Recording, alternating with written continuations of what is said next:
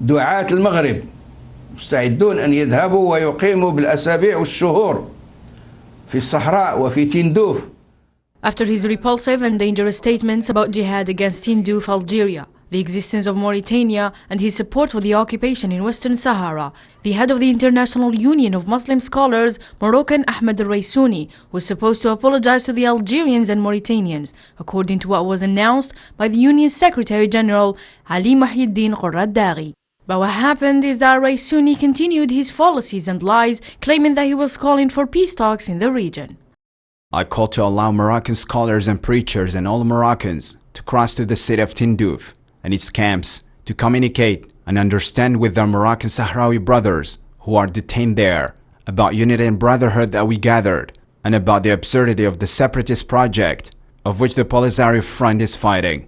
The Fatwa Committee of the Ministry of Religious Affairs in Algeria expressed its condemnation of the provocative statements made by Raysuni, whose words contain a clear incitement and an explicit call to attack the sovereignty of countries. For its part, the Mauritanian government condemned the statements of Raysuni, in which he described the existence of Mauritania as a mistake, saying that his statements are not based on any credible source. His statements regarding Mauritania are denied, denounced, condemned, and rejected.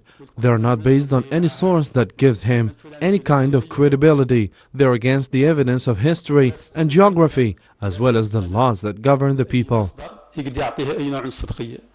What is baffling is that Raysuni did not have the courage to call for jihad and march to liberate Ceuta and Melilla. Yet he was brave enough to deny the Western Sahara and Mauritania's sovereignty and independence, and considered them as Moroccan land in a miserable identification with the expansionist ideology of the Makhzen regime. This contradicts the obligations of a person presented as a religious leader and heads one of the largest gatherings of religious scholars in the Islamic world. While he is supposed to perform with greater wisdom and to call for peaceful coexistence and respect for the other and spare the blood of Muslims, Raysuni has shown a very tight vision on his job and the real ethics that Islam has taught humanity.